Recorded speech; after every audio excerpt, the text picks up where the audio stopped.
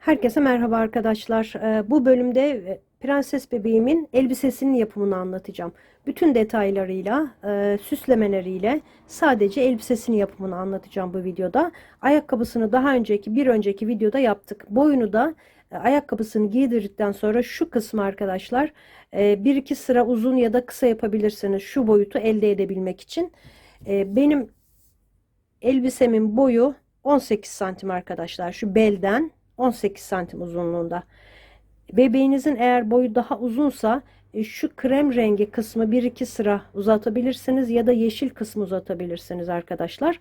Yaparken ben aralarında ikişer sıra arttırmalardan sonra ikişer sıra aralık verdim. İsterseniz siz burada 3 sırada yapabilirsiniz ya da bu yeşil kısmı uzatıp yani kısa gelirse eğer bebeğinize o şekilde uzatabilirsiniz. Şimdiden onu söylemek istedim arkadaşlar.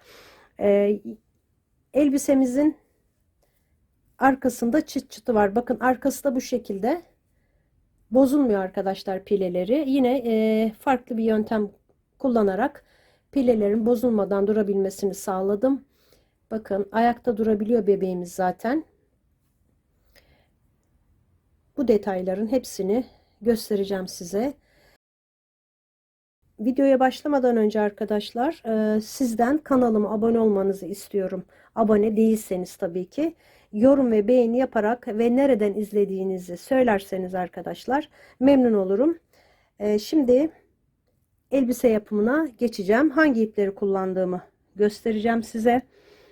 Ayrıca videonun altında da açıklama kısmında da malzemelerin detaylarını veriyorum arkadaşlar. Daha fazlaya tıklayın açıklama kısmındaki. Hepsi açılır. Bazı arkadaşlar onu göremiyor. Orada kısa bir şekilde yazıyor ama daha fazlaya tıkladığınız zaman malzemelerin ve altında yazılan bütün detayları görebileceksiniz. Bunu da belirtmiş olayım. Şimdi elbise yapımına geçiyorum arkadaşlar. Elbise için yine Alize Cotton Gold kullanıyorum. Numarası 394. Böyle krem renginden biraz daha koyu, çok açık bir sarı gibi arkadaşlar. Onu kullanacağım. Yeşil de 35 numara. Bunun kağıdını atmıştım arkadaşlar. Diğer bebeğimde kullandığım yeşil 35 numara. Videonun altına da yazacağım. Buraya da yazıyorum numaralarını. Tığım 2,5 milim tığ kullanacağım. Şimdi krem rengi ipimi alıyorum. Önce düğüm atalım. Burada 39 tane zincir çekiyorum.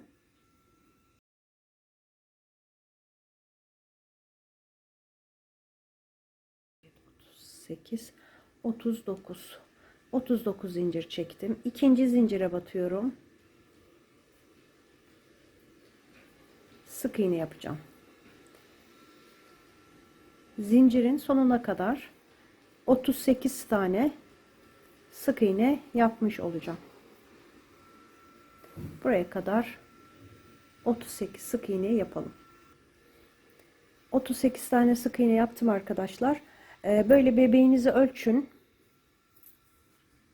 Beline tam şuraya sıkı sıkıya olsun. Yani çok gevşek olmasın. Bakın benim tam böyle.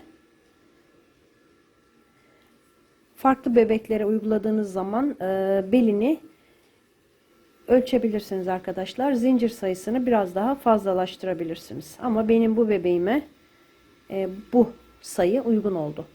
Şimdi burada 1, 2, 3 tane zincir çekiyorum, dönüyorum.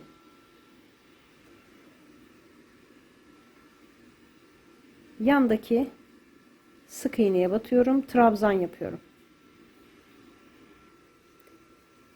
Devam edeceğim. Her bir sık iğnenin üzerine bir tane trabzan yapıyorum. İkili trabzan.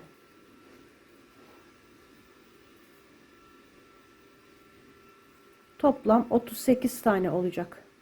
Baştaki zincirle birlikte bu zincirle birlikte 2, 4, 6 oldu arkadaşlar. Her birine yapacağım. Sonuçta 38 tane ikili trabzanım olacak. Sıra sonuna kadar tamamlayacağım. Böyle. trabzanlarımı yaptım. Şimdi burada 1, 2, 3, 4, 5. 5 tane zincir çektim. Aynı boşluğa batıyorum. İkili trabzan yapıyorum. Şimdi burada üzerine doluyorum. Yandaki sık iğneye geçiyorum. İkili trabzan yapıyorum. Yine 2 tane zincir çekiyorum. Aynı yere batıyorum. İkili trabzan yaptım. Üzerine doladım. Yan halkaya geçtim. Zincir çekmeden yaptığımızda yan halkaya geçiyoruz. 2 tane zincir çekiyoruz. Aynı boşluğun içine batıp ikili trabzan yapıyoruz. Bakın. Şimdi tekrar şurada görüyorsunuz. Üzerine doluyorum. Yandaki halkaya geçiyorum. Zincir çekmediğim zaman yandaki halkaya geçiyorum. 2 tane zincir çekiyorum. Bu kez aynı boşluğa batıyorum.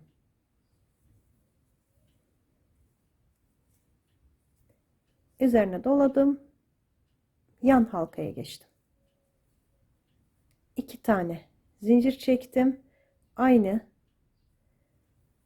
boşluğun içine ikili trabzanımı yaptım. Üzerine doladım. Yan halkaya geçtim. 2 tane zincir çektim. Aynı boşluğa batarak ikili trabzanımı yaptım. Yani her bir boşluğun içine V yapıyoruz arkadaşlar. Bakın bu V'leri. Her bir boşluğun içine yapıyoruz. Diğer boşluğa geçerken zincir çekmiyoruz. Şurada zincir çekmiyoruz. Bakın. Aynı yere batarken zincir çekiyoruz. Tekrar göstereceğim. Zincir çekmedim. Üzerine doladım. Yan boşluğa geçtim. İkili trabzan yaptım. Şimdi zincir çekiyorum. Zincir çektiğim zaman aynı yere batıyorum. Yan tarafa geçtim. 2 tane zincir çektim. Aynı boşluğun içine batıp ikili trabzanımı yaptım. Bir tane daha gösteriyorum. İkili trabzan yaptım. 2 tane zincir çektim. Aynı boşluğun içine trabzanımı yaptım. Bakın. Böyle artacak. Şimdi sıranın sonuna kadar bunu tekrarlayacağım. Aynı boşluğa yaptıktan sonra zincir çekmiyoruz. Yan tarafa geçiyoruz. İkili trabzan yapıp zincir çekiyoruz 2 tane. Bu kez aynı boşluğun içine trabzanımı yaptım. Böyle arkadaşlar sıranın sonuna kadar şurada son halkaya kadar tamamlayacağım. Bakın arkadaşlar arttırmalarımı yaptım. Bu şekilde her bir trabzanın üzerine V yapmış olduk. Şimdi burada burada V yaptım. Üzerine doluyorum. Zincir çekmeden yandaki halkaya geçiyorum. 2 tane zincir çekiyorum. Aynı yere batıp trabzan yaptım. Şimdi bakın zincirin üzerine geçeceğim. Zincirin üzerine de yapacağım. Trabzan yaptım. 2 tane zincir çekiyorum. Aynı yere batıp trabzanımı yaptım. Böylece tamamlamış oldum. Şimdi birleştireceğim arkadaşlar. Bu açıklık bebeğimizin giymesi için yeterli. Şuraya bakın buraya 3. zincire bağlantı yapıyorum. Şimdi şu boşluğa batıp ilmek kaydırma yapıyorum. 1, 2, 3, 4, 5 tane zincir çekip aynı yere batıyorum. Bakın. V yaptım yine. Şimdi şu zincirlerin içine batacağız arkadaşlar. Şu zincirlerin 2 zincir çektiğim yerlere batacağız. Üzerine doladım. Buraya geldim. Trabzanımı yaptım. 2 tane zincir çekip yine aynı boşluğun içine batıp trabzanımı yaptım. Bakın. İkili trabzan yapıyoruz yine. Şimdi şuraya yapmıyoruz. Buraya geçiyoruz. Zincirin içine batıyoruz. Boşluğuna. 2 zincir çekip aynı boşluğun içine batıp ikili trabzanımı yaptım. Tekrar bakın, bu geçişte zincir çekmiyoruz yine.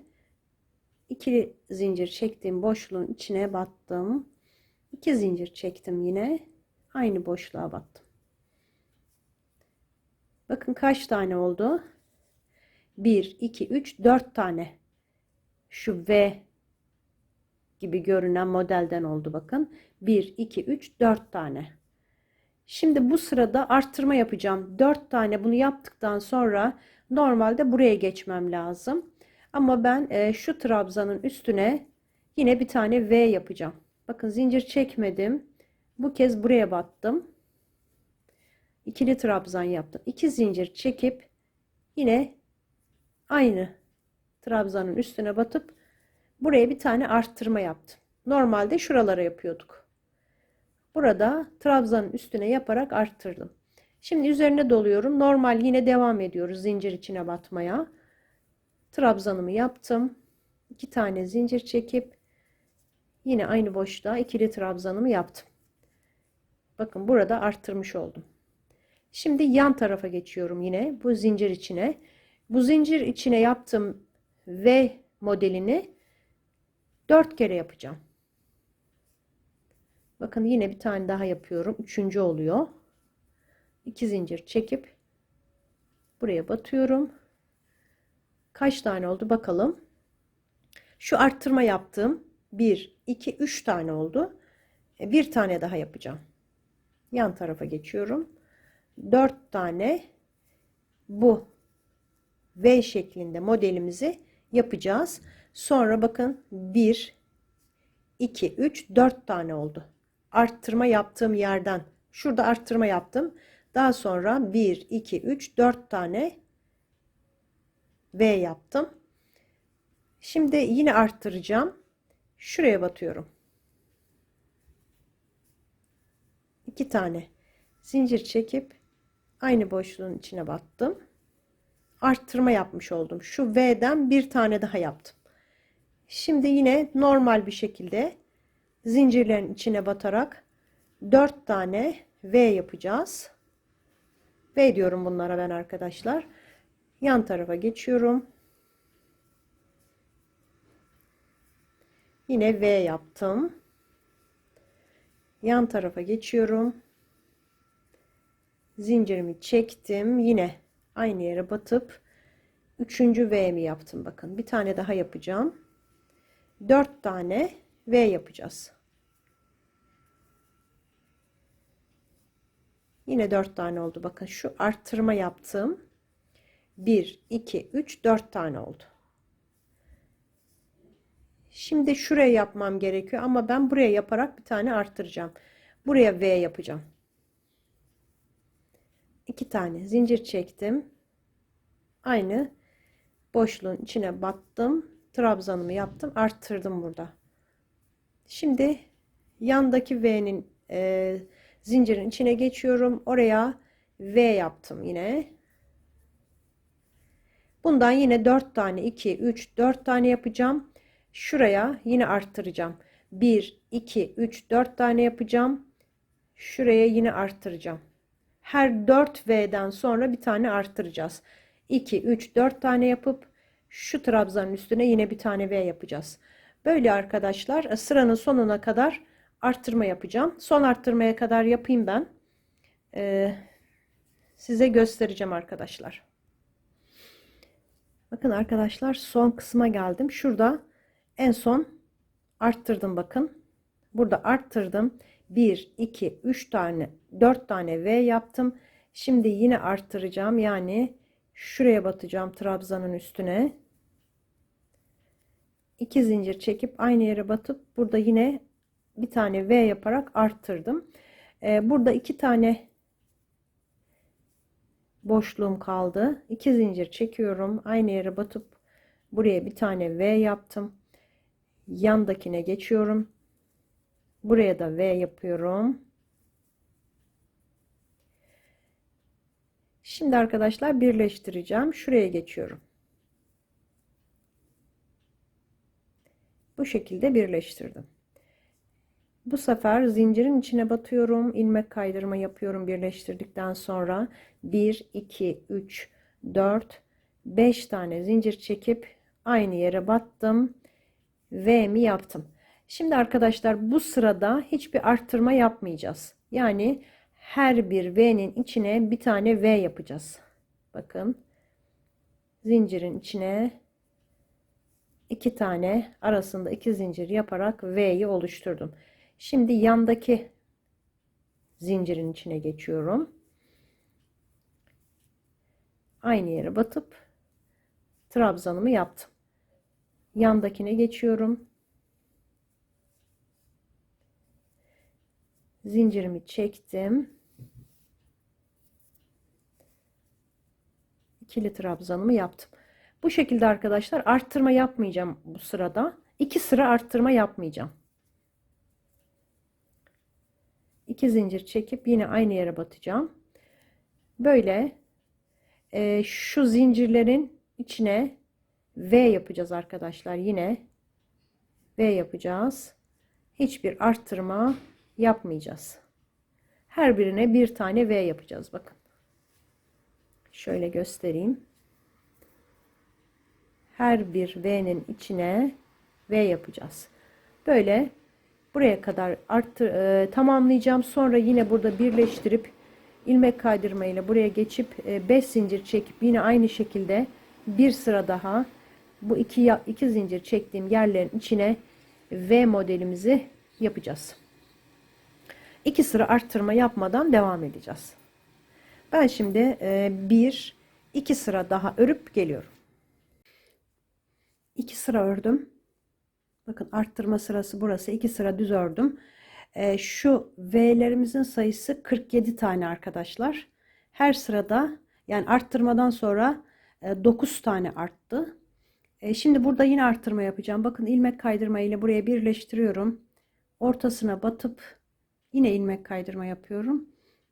1, 2, 3, 4 zincir çekeceğim arkadaşlar. 5 zincir biraz büyük oldu şurada.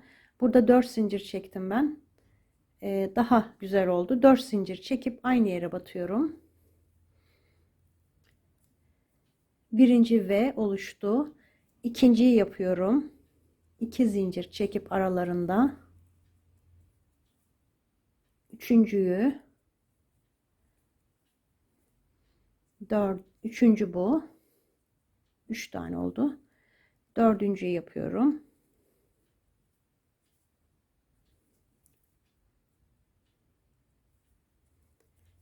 Beşinci. 5 tane V yapacağız bu sırada.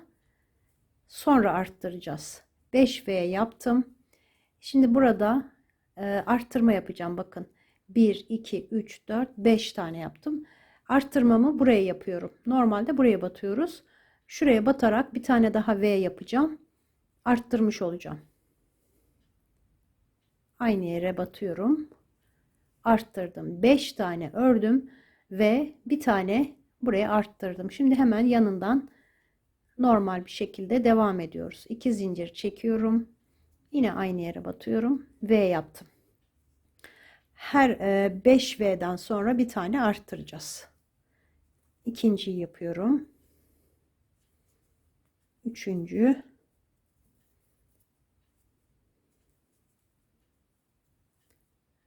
Dördüncü.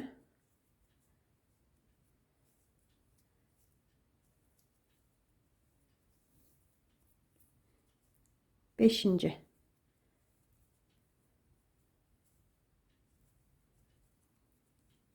Beş tane yaptım. Şimdi yine arttıracağım. Buraya ortasına batarak arttırıyorum. Sonra yine 5 tane yapacağım. Bir tane arttıracağım. 5 tane yapacağım. Bir tane arttıracağım. 9 kere bunu yapmış oluyoruz arkadaşlar. Arttırmaları. 5 tane ördüm. Arttırdım. 5 tane örüp arttıracağım. Devam edeceğim sıra sonuna kadar. Buraya kadar tamamlayacağım. Burada arttırmadan sonra 2 tane V'miz kalıyor.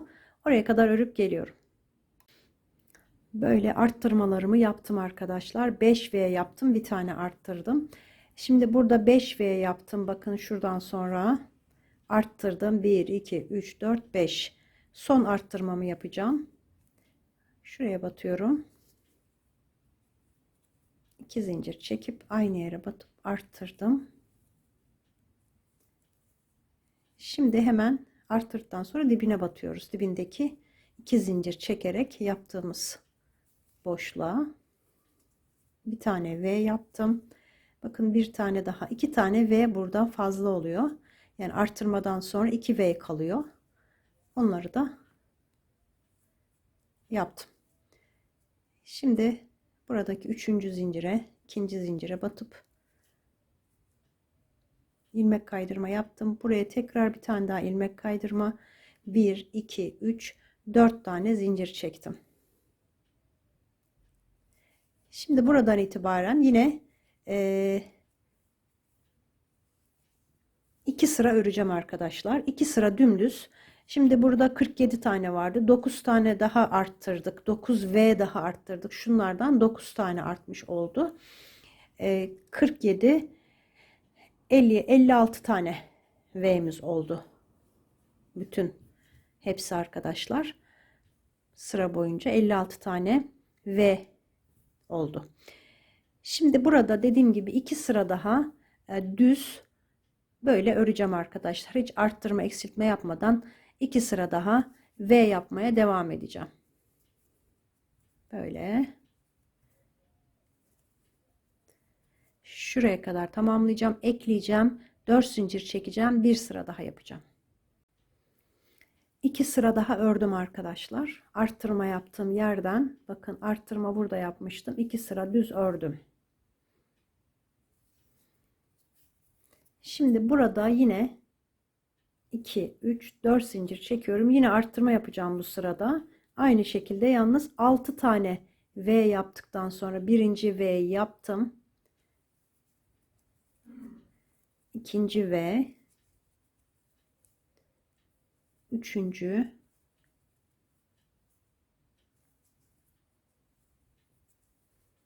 Dördüncü.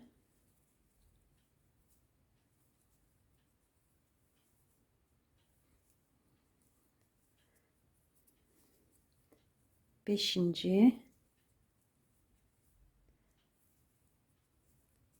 Altıncıyı yapıyorum. 6 tane V oldu. 1, 2, 3, 4, 5, 6. Şimdi arttırma yapacağım. Yine aynı şekilde buraya batıyorum. 2 tane zincir çekip aynı yere battım ve arttırdım. 6 tane V yapıp bir tane arttırdım. Yine hemen şuraya batıyoruz arkadaşlar. Buraya yanlış yapmayın. Bunu atlamıyoruz. Yani hemen dibine batıyoruz. Buraya bir tane V yapıyorum. Yine 6 tane V yapacağım.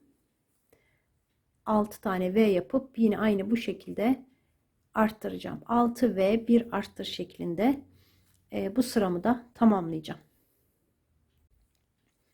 Arttırmalarımı yaptım arkadaşlar. 6 V, bakın burada en son arttırdım.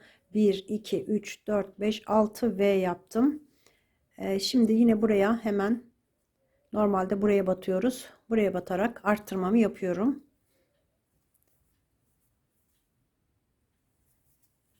Toplam 9 kere arttırdık. Şimdi yandaki hemen ikili zincirin içine batıyorum. 2 zincirin içine. Buraya bir tane V yaptım. Son. Burada 2 tane artıyor. Her sırada, her arttırma sonrasında 2 tane V yaptım. Şimdi buraya bağlıyorum. İlmek kaydırma yapıyorum. Buraya da ilmek kaydırma yapıyorum. Yine 1, 2, 3, 4 tane zincir çektim. Toplam 65 tane V'miz oldu arkadaşlar burada son sırada. Yani sayı isterseniz o şekilde. Şimdi burada yine aynı yere batıyorum. 2 sıra daha hiç arttırma yapmadan dümdüz öreceğim. V'leri yapacağım. 65 tane V olacak. Arttırma yapmıyoruz bu sırada. 2 sıra yapacağım arttırmasız. Bir tane yapacağım, tamamlayacağım. Bir sıra daha yine. 2 sıra daha yapıp geliyorum. 2 sıra daha ördüm. Arttırmadan sonra 2 sıra ördüm. Şimdi bu sırada da arttırma yapacağım. 3 4 tane zincir çekiyorum. Buraya battım. Yan tarafa geçtim. 7 tane V yapacağım.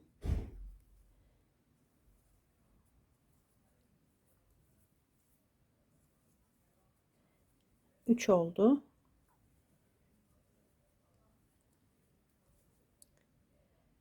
4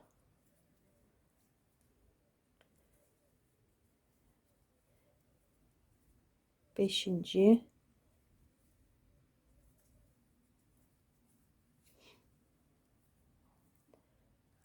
6.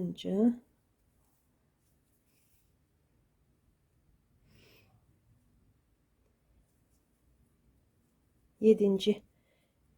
V yaptım. Bakın 2 4 6 7 oldu. Şimdi burada arttırma yapacağım. Alt sıralarda olduğu gibi. Hemen buraya batıyorum. 2 tane zincir çektim. Aynı yere battım. Arttırmamı yaptım. Hemen yanından buradan devam ediyorum. Birinci V'mi yaptım. 7 tane V yapacağım. Yine arttıracağım böyle. 7 tane V yapacağım, arttıracağım. 9 tane arttıracağım. Burada son arttırmadan sonra şurada yaptıktan sonra 2 tane V kalıyor arkadaşlar. Diğer sıralarda olduğu gibi. Şimdi ben arttırmalarımı tamamlayacağım. Geleceğim. Arttırmalarımı 9 tane yaptım. Sonda yine burada bakın son arttırmamı yapıyorum. 9. arttırmamı.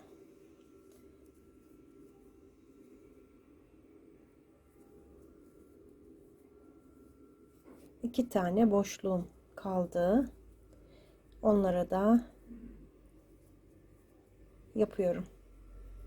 V yapıyorum.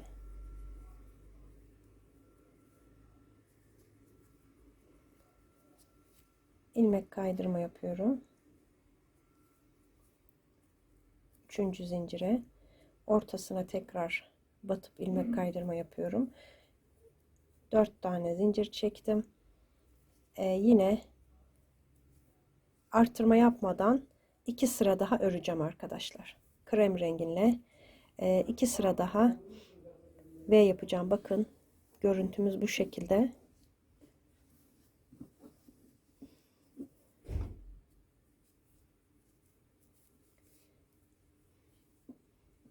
Dediğim gibi 2 sıra yapıp geliyorum.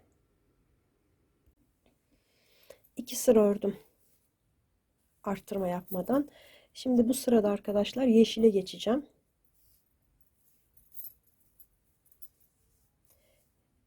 Şurayı çıkarıyorum.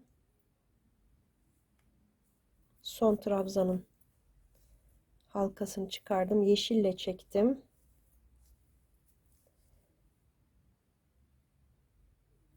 Bağlantıyı yeşille yapıyorum. Şuraya pardon. Şuraya ilmek kaydırma yaptım. 4 tane zincir çekiyorum. 1 2 3 4. Yeşille devam edeceğiz. Bundan sonra aynısını yaptım. Krem rengi iple yaptığımın aynısını yeşille devam edeceğiz. İpimi kestim. Krem rengini düğümlüyorum.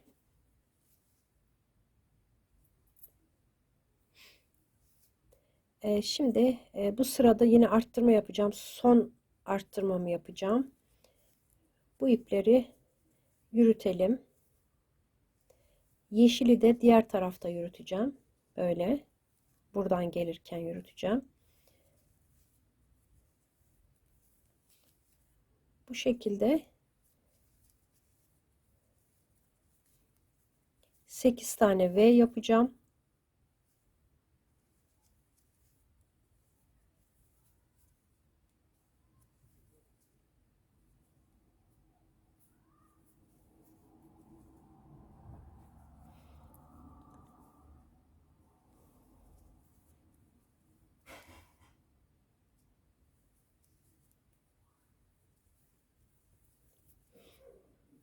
İki, üç, dört, beşinciyi yapıyorum.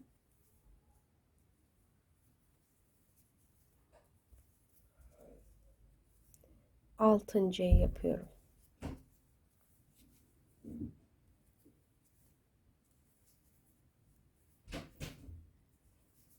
Yedinci.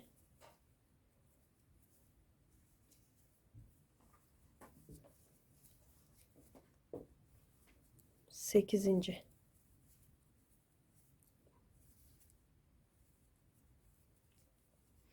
2, 4, 6, 8 tane yaptım.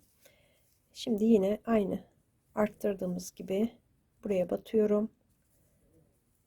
2 zincir çekip aynı yere battım. Arttırdım. Yine 8 tane V yapıp bir tane arttıracağım. Böyle buralarda arkadaşlar toplam 9 tane arttırmış oluyoruz. 9 tane V arttırıyoruz. V yapıyoruz yani fazladan.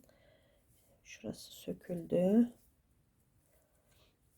Böyle devam edeceğim. Hemen yanındaki boşluğa batıyorum. Birinci V'mi yaptım. Toplam 8 V yapıp bir tane arttıracağız. Ben arttırmalarımı tamamlayacağım. Geleceğim. Son arttırmamı da yaptım arkadaşlar şurada. Bakın buradan sonra burada arttırma yaptım. 2 tane daha V kaldı. Onları da yaptım.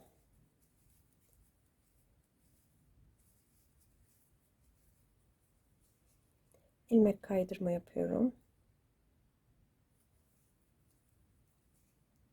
Buraya da 1, 2, 3, 4.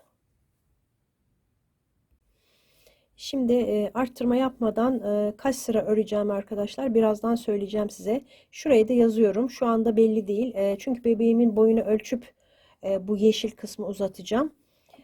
O yüzden şu anda söyleyemiyorum ama buraya yazıyorum arkadaşlar. Yazacağım videomu düzenlerken. Kaç sıra yapacağımı birazdan da zaten göstereceğim. Şimdi ben dümdüz şu V'ler 83 adet oldu. 83 tane oldu.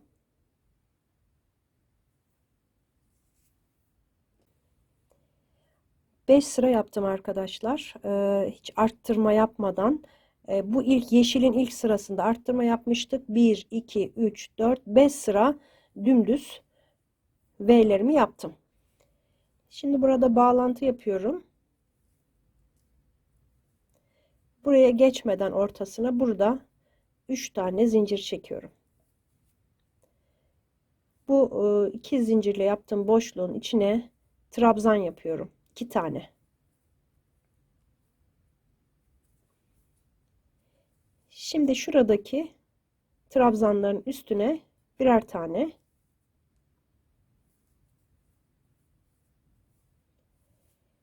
zincir boşluğunun içine 2 tane ikili trabzan yapıyorum.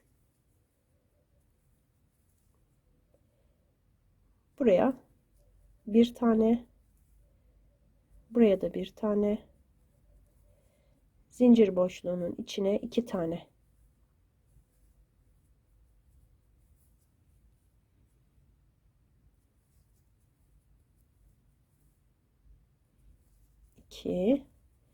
İki tane de buraya.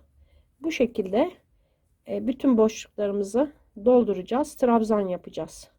Son sıramız bu şekilde olacak.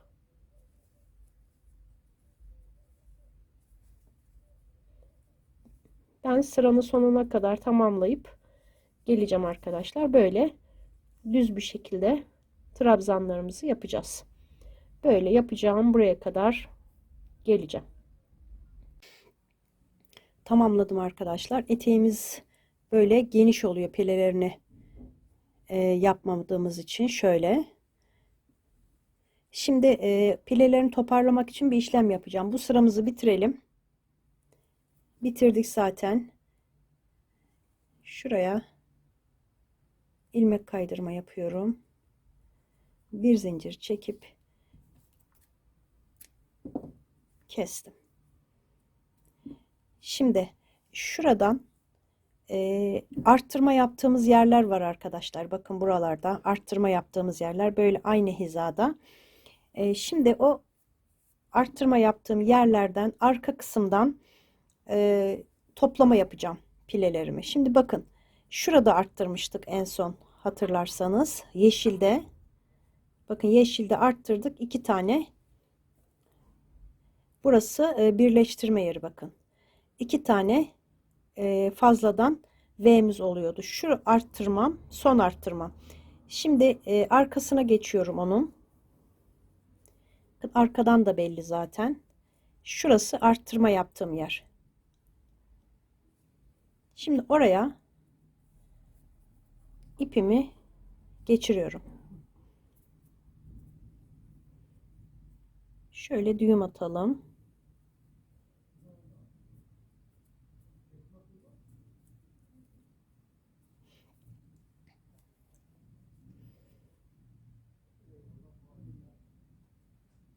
Tekrar aynı yere batıyorum. Zincir çektim. Bakın arkadan bu şekilde arttırdığım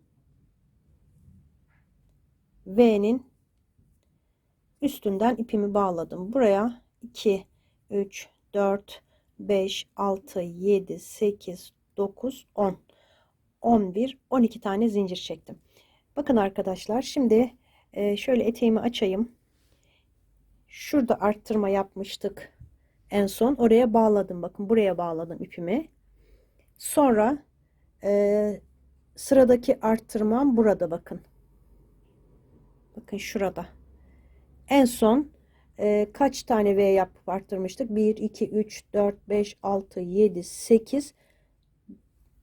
8 V yapıp arttırmıştık. Yalnız burada 10 tane oluyor arası. Çünkü 2 tane de sıranın sonunda vardı. Normalde 8 V yapıp bir tane arttırmıştık. 8 V yapıp bakın burada yine arttırmıştık. Şimdi oralara şu arttırma yaptığım V'lerin üstüne arkadan bu zincirleri bağlayacağım. 12 tane zincir çektim.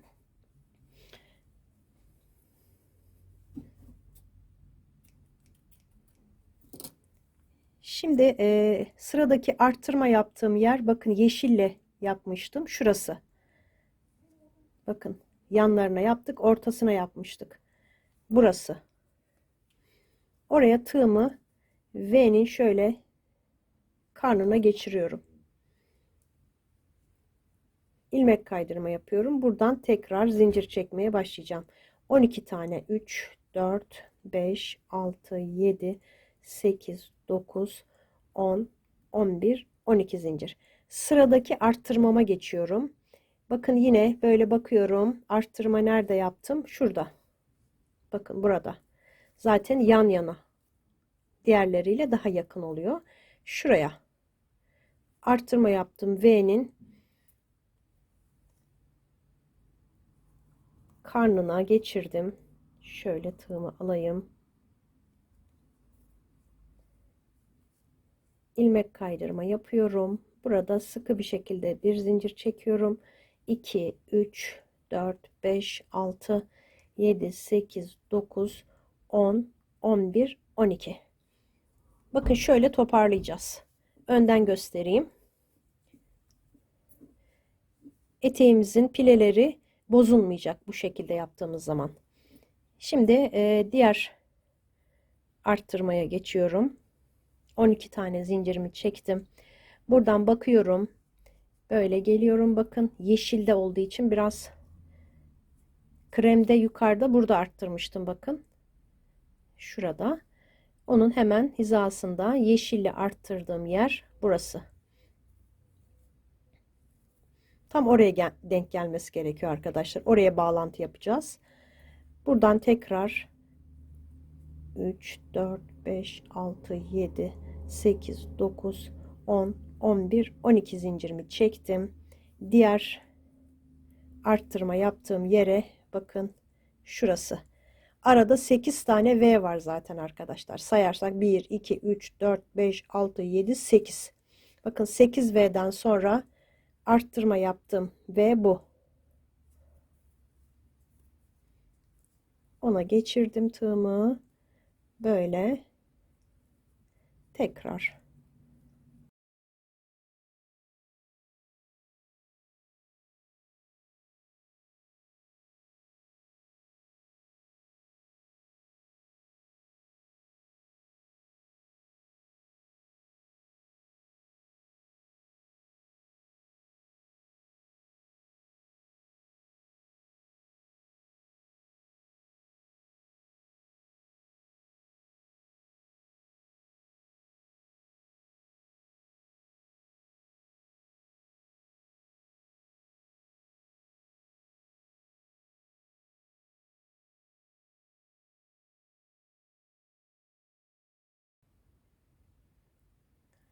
Şu şekilde ilmek kaydırma yaptım. Bir zincir çektim.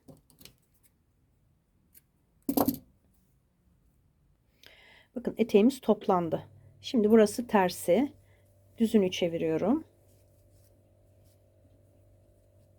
Bu pileleri bozulmayacak arkadaşlar.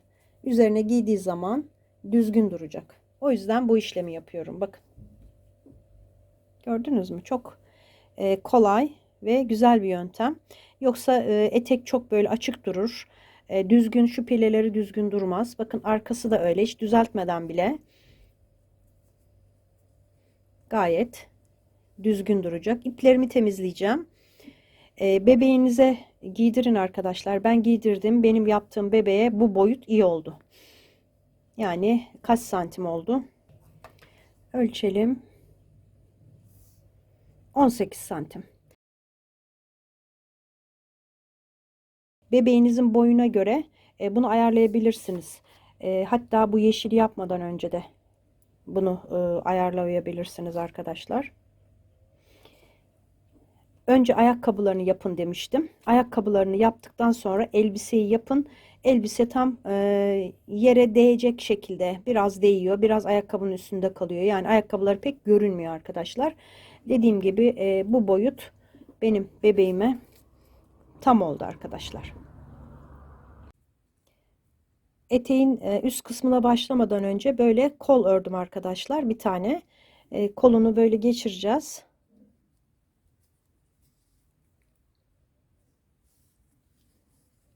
Bu şekilde.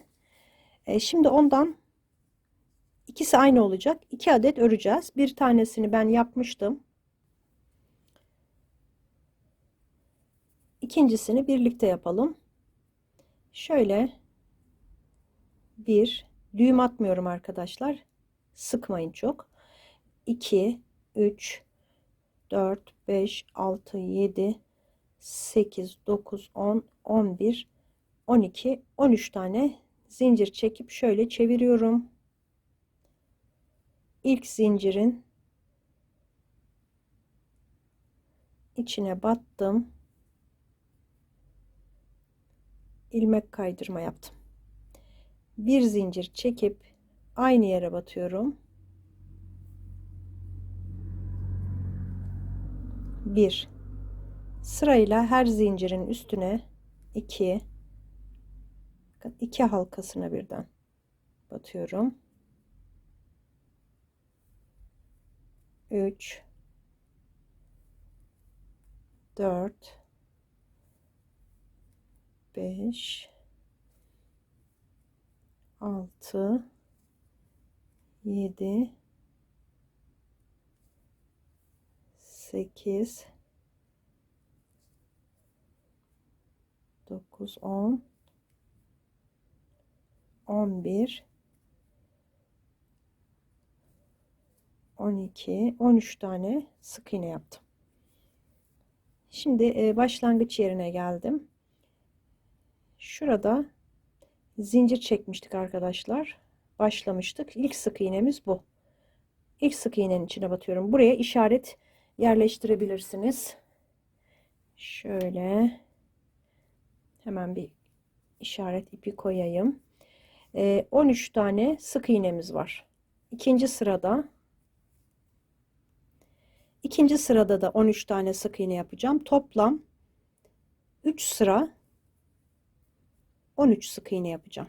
Hiçbir değişiklik yok. Bunu 3 sıra öreceğim arkadaşlar. İkinciyi örüyorum. Bakın.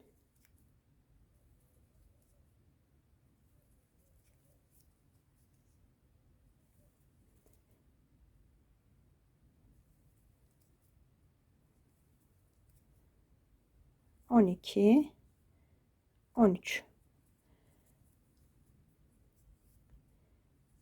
Şöyle koyalım.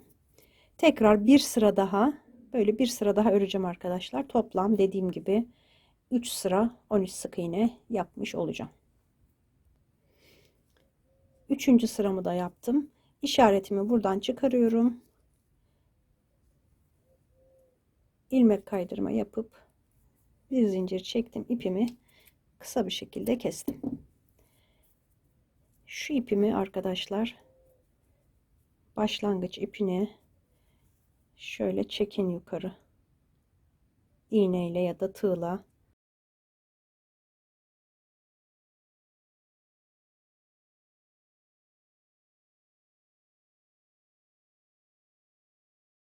İki adet. Bunlar burada kalsın. Şimdi elbisemizin üst kısmını yapacağız.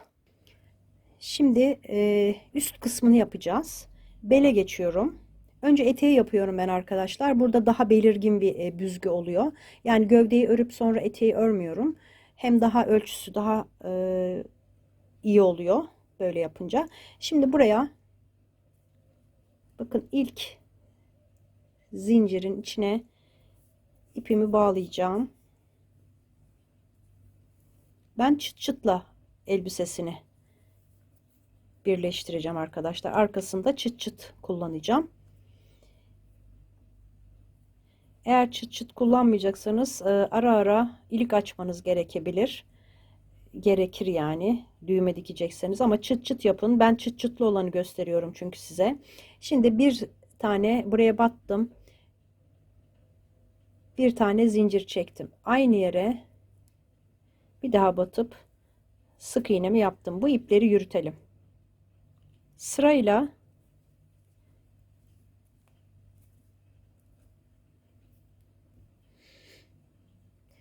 şimdi arkadaşlar burada ipimi bu tarafa geçiriyorum. Bir zincir çekip aynı yere batıyorum. Sık iğne yaptım. Zincirin diğer tarafına sık iğne yapacağız. Ben çıt çıt kullanacağım arkadaşlar arkasında, dediğim gibi. O yüzden ilik açmıyorum. Eğer düğme dikecekseniz buralarda ilik açmanız gerekecek. Ama ben çıt çıtlı olanı gösteriyorum. Siz de çıt çıt dikebilirsiniz. Şimdi burada belde 38 tane sık iğnemiz vardı. Zincirin diğer tarafına yine buradan 38 tane sık iğneyi yapacağım. Bunu böyle güzelce çekelim.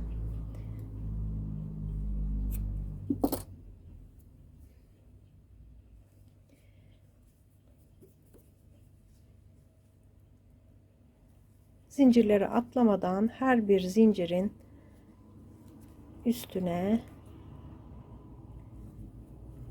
38 tane sık iğneyi yapacağım.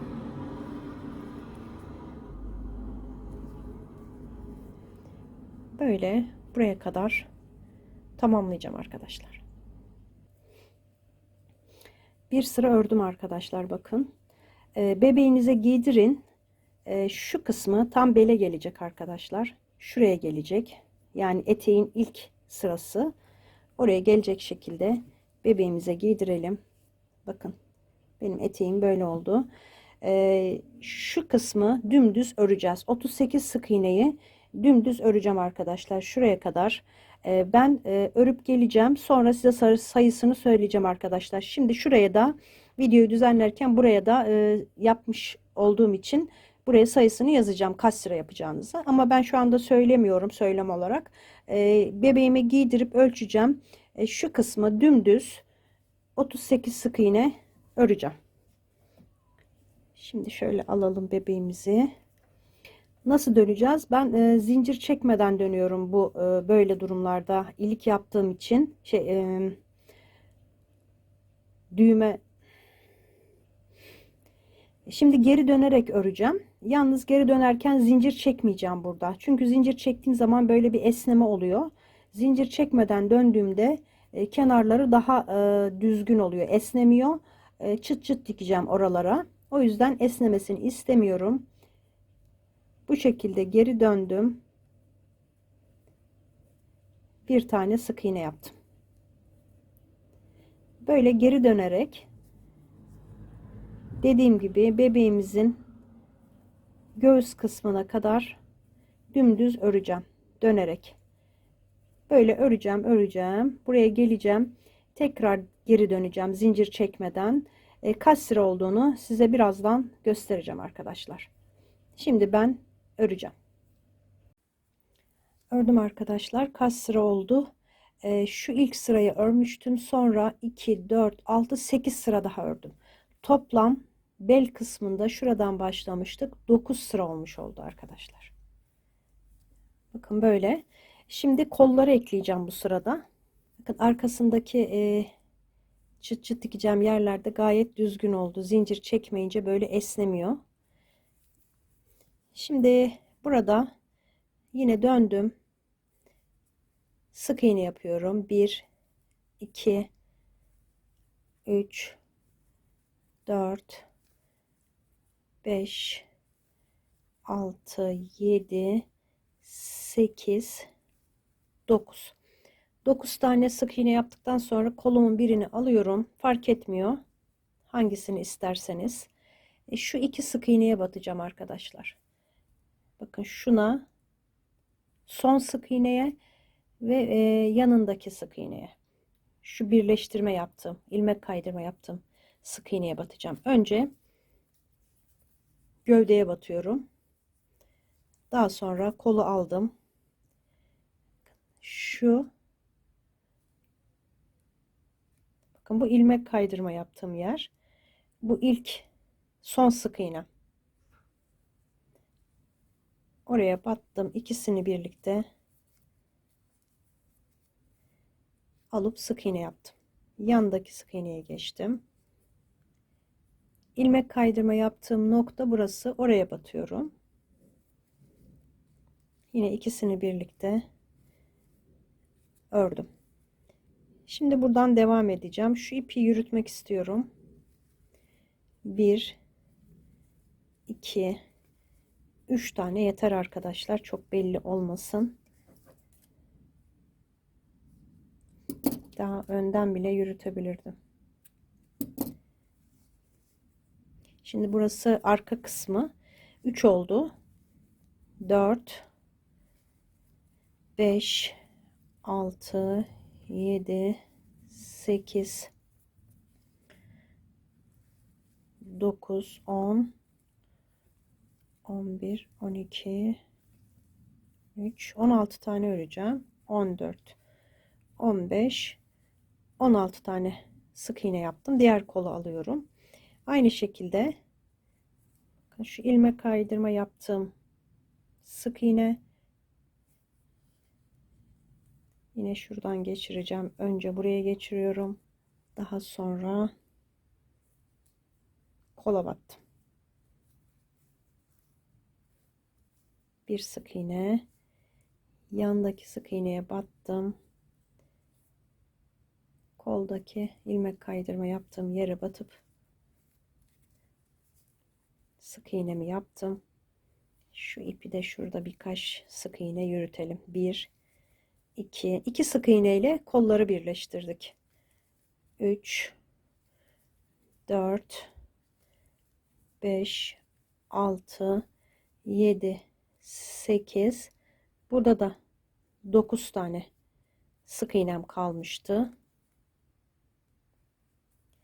Aynı şekilde onları da yaptım. Şimdi dönüyorum.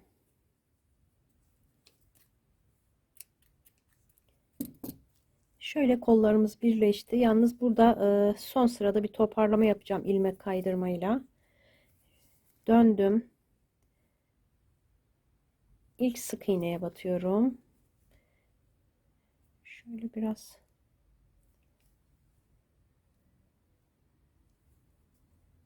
ilmek kaydırma yaptım. Yanından her bir sık iğnenin üzerine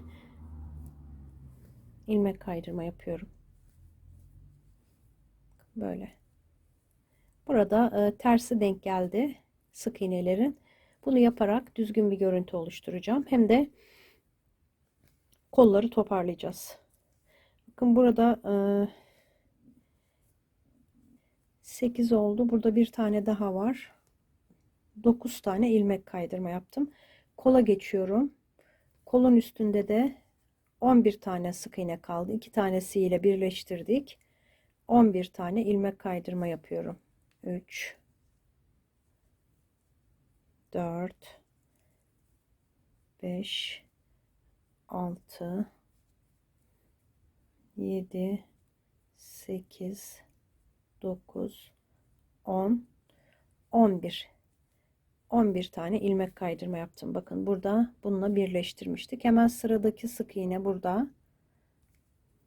Oraya geçiyorum. 1 yine ilmek kaydırma yapıyorum. Bakın. Böyle.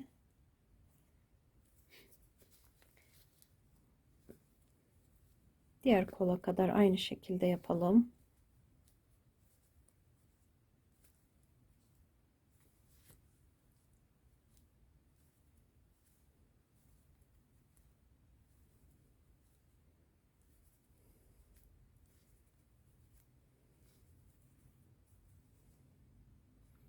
Burada bir tane daha var.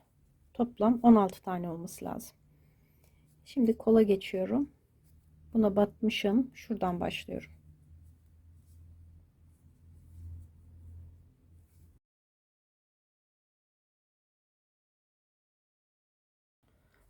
11 tane yaptım. Yine buraya geçiyorum. 1 2 3 9 tane de burada var. 5 6 7 8 ve 9. Burada bir tane zincir çektim. Artık ipimi kesiyorum.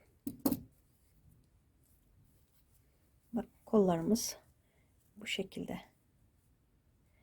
Şöyle giyince şöyle duruyor arkadaşlar. Hafif yukarıda. Şimdi ben ipliklerini temizleyeceğim. Buraya çıt çıt dikeceğim. Eğer sizin dar gelmişse arkadaşlar şu bedenine. Çünkü ben bedenini sıkı ördüğüm için tam benim bebeğime tam oldu. Şöyle hafif üst üste bindi. Buraya çıt çıt dikeceğim. Eğer darsa bebeğinizin arkasına, o zaman ne yapabilirsiniz? Buradan şuradan birit atıp yani zincir çekip ilik yapacaksınız. Buradan da sık iğne ya da ilmek kaydırma ile devam edip bir tane de burada yaparsınız. Zincirle şöyle, o zaman birit şeklinde yani zincir çekip böyle ben diğer papatya bebeğimin gövdesinde bluzunda öyle yapmıştım. Bunda üst üste bindireceğim. Çıt çıt dikeceğim buralara. 3 tane çıt çıt dikeceğim.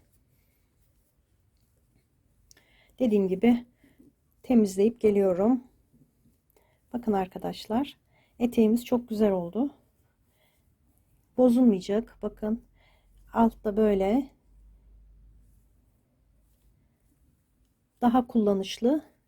Bakın arkası da aynı şekilde hiç bozulmuyor. Sonra çiçeklerini yapacağız. İplerini temizleyip geliyorum. Elbisemi bebeğime giydirdim, elbisesini.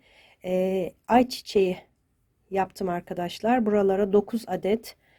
Bunlardan 9 adet yapacağız ve yerleştireceğiz. Bakın 1, 2, 3, 4, 5, 6, 7, 8, 9 tane. Her bir şurada tutturma yaptığımız yerlerin üstüne arkadaşlar, şuralara, tam üstlerine bu ay çiçeklerini yerleştirdim ben. Bir tanesini nasıl yaptığımı ve nasıl yerleştirdiğimi göstereceğim. Bir tane yapacağım. Bir de buraya yapacağım için onu birlikte yapacağız. Şimdi ay çiçeğini yapmaya başlıyorum. Sarı ipim Alize Cotton Gold 216 numarası. İpim 100 gram 330 metre. Koton karışımlı bir ip.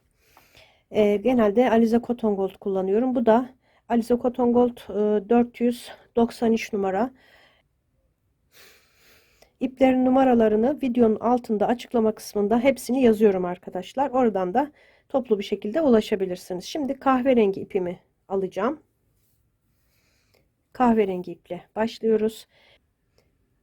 Tığım çiçek için 2 milim kullanacağım. Biraz tok olsun, yani çok gevşek olmasın, düzgün dursun diye. 2 milim tığımı aldım. Şimdi sihirli halka yapıyorum.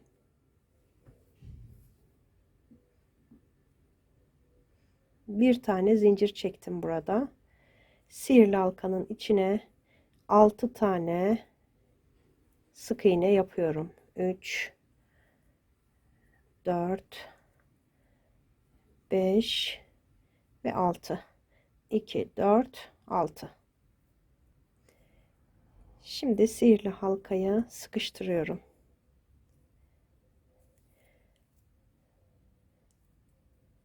İşaret kullanmıyorum çünkü ilmek kaydırma yapacağım. Bakın ilk sık iğne burada. İlk sık iğnenin içine batıp ilmek kaydırdım. Bir tane zincir çekiyorum. İlk sık iğnenin ilmek kaydırma yaptığım yere bir tane sık iğne yaptım. Yanına geçiyorum. Ona çift yapacağım. Bir tek yaptım, bir tane de çift yaptım. Bir tek yaptım. Sıradakine çift sık iğne yapıyorum. Bir tek, bir çift. 3 kere arttırma yaptım. Sayım 9'a çıktı. Hafif şöyle kavisleniyor arkadaşlar. Ama yapraklarını yapınca o düzeliyor. Şimdi burada önce şuraya sarı ipi ekleyeceğim. Sarı ipimi alıyorum. Sarı iple son sık iğneyi topladım. Şimdi ilk sık iğnenin içine batıp ilmek kaydırma yaptım. Şimdi burada yaprakları yapmaya başlıyorum. 2 tane zincir çektim. İlmek kaydırma yaptım.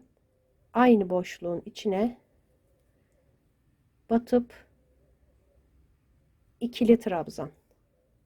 Bir tane zincir çekiyorum. Şuraya, bakın buraya geçirip tığımı ilmek kaydırma yapıyorum. Tekrar bir, iki tane zincir çektim. Şimdi yandaki halkaya geçiyorum. Oraya geçip ilmek kaydırma yaptım. İşte tekrar ikinci yaprağımı yapmak için zincirimi çektim. Üzerine doladım. Aynı yere batıyoruz arkadaşlar. İlmek kaydırma ile bağlantı yaptığımız yere batıp ikili trabzan yapıyorum. Bunu biraz gevşek yapın, uzun yapın. Zincir bir tane ve şuraya ilmek kaydırmayı yaptım, birleştirdim. Bir, iki tane zincir çekiyorum. 2 zincir çektikten sonra yandaki, bakın buraya değil, yandaki halkaya geçip ilmek kaydırma yapıyorum ve üçüncü yaprak için 2 tane zincir çektim. Aynı boşluğa batıyorum. İkili trabzan, bir zincir çekip şuraya bağlantı yaptım. 2 zincir çektim. Yandaki halkaya geçiyorum bu kez. Bakın 3 tane oldu. Bunlar 9 tane olacak. Şimdi son kez bir kez daha göstereyim yaprak yapımını. 2 zincir çektim. Yan halkaya geçip bağlantı yaptıktan sonra 2 zincir çektim. Aynı boşluğun içine batıp şöyle biraz uzatarak ikili trabzan yapıyorum. Bir tane zincir çektim. Bağlantı yaptım. 2 zincir çekip yan halkaya geçtim. 9 tane burada sık iğnemiz var zaten. Her bir sık iğneye bir tane yaprak olmuş oluyor. Bakın burada da göreceksiniz. Her birine bir tane yaptım. 9 tane yaprağı var çiçeğimizin. Ben onları tamamlayacağım. Şuraya kadar, sonra birleştireceğiz. Son yaprağı yapacağım. Onun için 2 zincir çektim. Buradaki kahverengi son sık iğnenin içine battım. Kahverengi olan 2 zincir çektim. Aynı yere batıyorum. Bu arada arkadaşlar bunları sıkıştırın. Şu sarı iple kahverengi ipi. Onları birazdan düğümleyip keseceğim. Battım buraya. İkili trabzan, bir zincir, yine ilmek kaydırma, 2 zincir çektim. Bakın şurada ilk başladığım yere batıp bir zincir çektim. İlmek kaydırma yaptım önce. İpimizi biraz uzun bırakalım arkadaşlar. 20-25 santim, 30 santim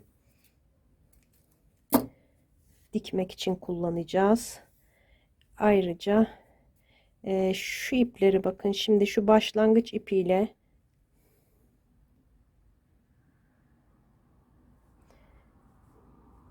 sarı ipin başlangıç ipiyle bitiş ipini düğümlüyorum.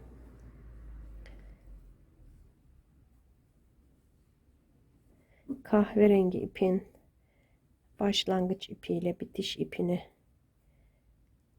yine düğümlüyorum. Kahverengiyi de şöyle arkadaşlar 15-20 santim uzun kesin. Çünkü iki ipi de dikmek için kullanacağız. Şimdi uzun kalan olanlar kalsın. Diğerlerini biraz kısa keselim. Bakın. Çiçeğimiz hazır. Şimdi nasıl diktiğimi göstereceğim. Önce kahverengi ipime etamin iğnesini takıyorum. Şimdi bebeğimin 9 tane böyle pilesi olmuş. Diktim arkadaşlar. Bir tanesini şimdi size göstereceğim. Şu da yarım kalmıştı. Onu da tamamlayacağım. Bakın. Burada zaten zincirle birleştirmiştik. Yakınlaştırmıştık. Pile gibi oluşturmuştuk. Onların tam üstüne şöyle bakın, tam ortasına bunu yerleştirdim. Şimdi bunu gösteriyorum. Şöyle yakınlaştırayım biraz.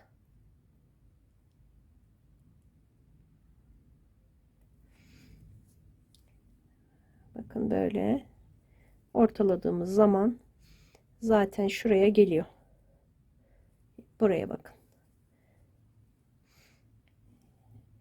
Şimdi çiçeğimi şunu ortalayacağım. Yeşille krem renginin ortasına monte edeceğim. Şöyle önce kahverenginin ön tarafına çıkayım arkadaşlar. Şöyle çıktım.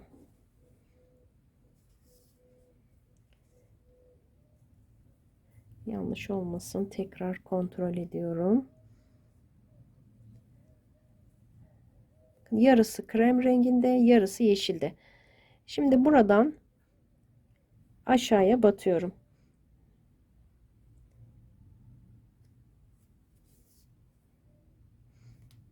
Delikli bir zeminimiz olduğu için buralara tutturmaya dikkat edin arkadaşlar.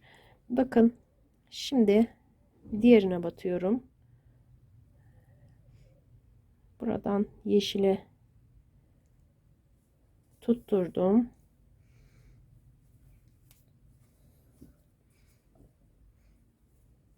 Bakın ortalı olmasına dikkat edin. Şöyle.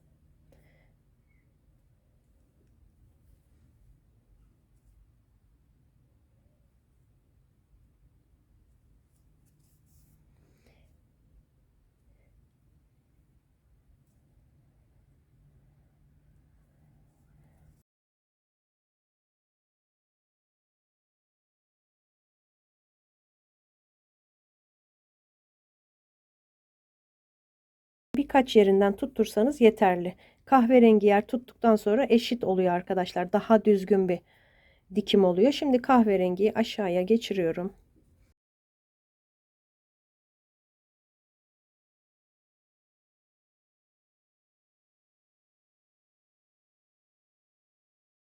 Bakın çiçeğimiz böyle durduğu zaman kıvrılabilir arkadaşlar. Böyle de tutturabilirsiniz. Ama böyle sarılarından tutturduğumuz zaman daha düzgün oluyor. Böyle de kalabilir. Sarı ipime geçiriyorum. Şöyle.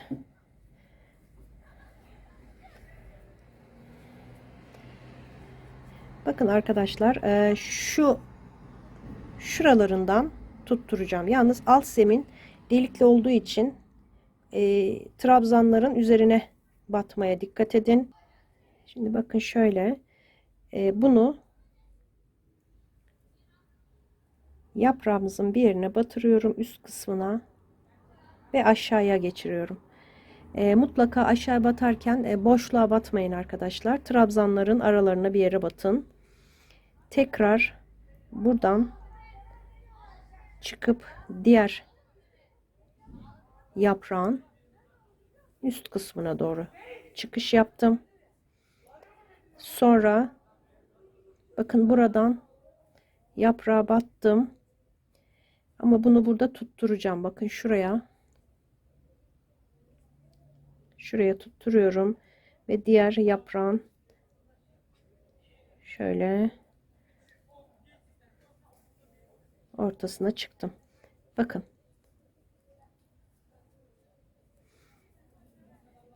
Şimdi şuradan yaprağın üstüne batıyorum. Krem rengi bir yere batıyorum. Bakın.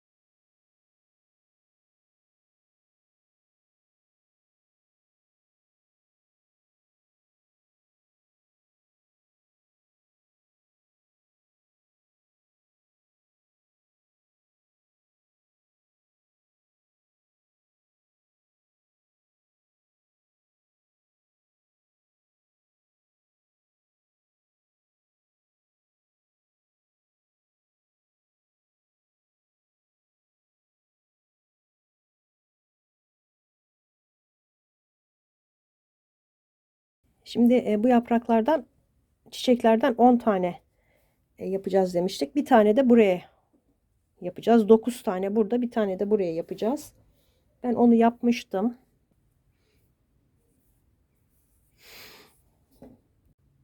Yine 2 milim tığımı aldım. Yeşil ipimi aldım. Şimdi burada bir tane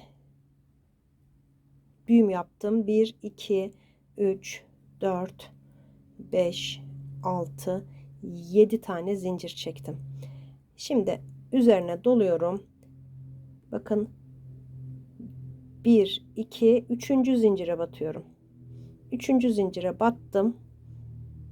İkili trabzan yaptım.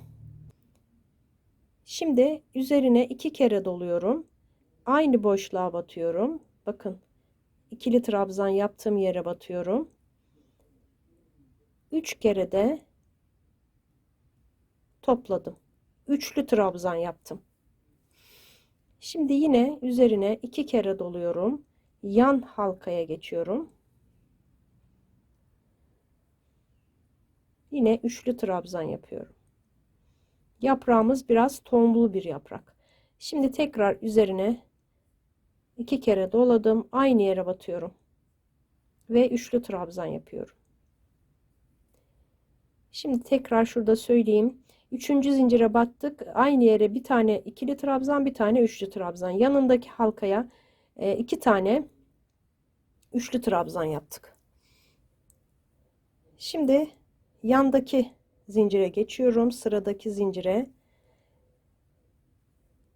ikili trabzan yaptım.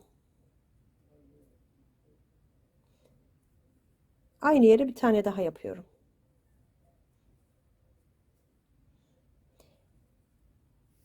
Şimdi yandaki halkaya geçeceğim. Tekli trabzan yapıyorum. Son zincirimiz burada. Son zincirime geçtim. Bir tane sık iğne yaptım. Burada 2 tane zincir çekiyorum. Aynı yere batıyorum. Şu ipimi de bu şekilde arkaya aldım. Buraya yine bir tane sık iğne yaptım. 2 zincir çekip son halkaya batıp yine sık iğne yaptım. Şimdi üzerine doluyorum. Bu ipi yürütebiliriz arkadaşlar şuradan. Sıradaki zincirin diğer tarafına batıyoruz. Sıradaki zincir boşluğuna tekli trabzan yaptım. Şimdi üzerine doluyorum. Bakın hemen sıradaki zincirin içine ikili trabzan yapıyorum. Üzerine doladım. Yine aynı yere batıyorum. İkili trabzan yapıyorum. Üzerine bu kez 2 kere doluyorum. Şuraya batıyorum. Sıradakine üçlü trabzan yaptım. Yine 2 kere doluyorum. Aynı boşluğa batıyorum. Yine üçlü trabzanımı yaptım. 2 tane aynı yere üçlü trabzan yaptım. Bir öncekinde ikili trabzan, aynı yere 2 tane, burada üçlü trabzan.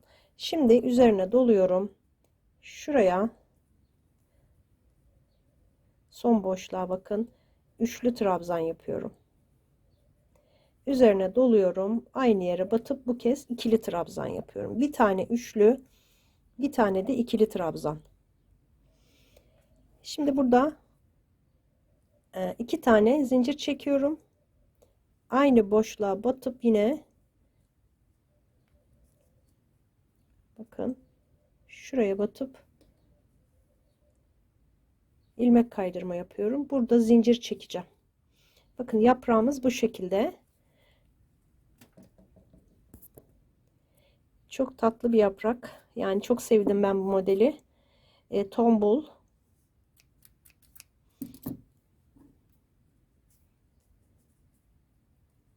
Şimdi burada 2 tane zincir çekmiştim. Bir tanesini söküyorum. Burada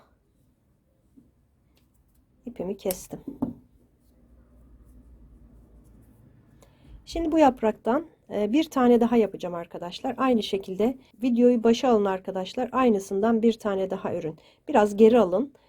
Aynı yapraktan bir tane daha örüp gelin arkadaşlar. Sonra birleştireceğiz. İkinci yaprağımı da yaptım. Bakın burada bir tane zincir çektim. Şimdi 3, 4, 5, 6, 7, 8 tane zincir çektim yapraktan sonra. Şimdi diğer yaprağa bağlayacağım. Üzerine alıyorum. Bakın buradaki ortadaki boşluğa batıp trabzan yapıyorum. Bakın yapraklarımız bu şekilde bağlandı. Şimdi burada zincir çekeceğim. 6, 12 tane zincir çektim. Bakacağım arkadaşlar, şöyle çiçeğin altına bunu yerleştireceğim. Bu kadar yeterli. Hatta 2 tanesini sökeceğim arkadaşlar. 10 tane zincir çektim. Çiçeğin arka kısmına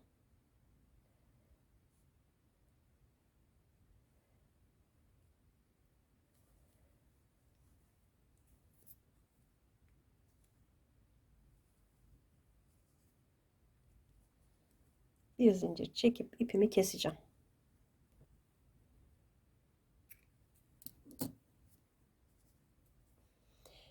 Şimdi şu iplerle, sarı ve kahverengi iple çiçeğimi dikeceğim.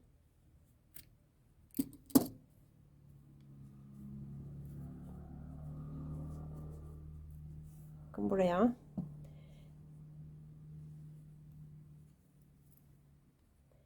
Diğer çiçekleri diktiğim gibi bu çiçeği de buraya, beline yerleştireceğim arkadaşlar.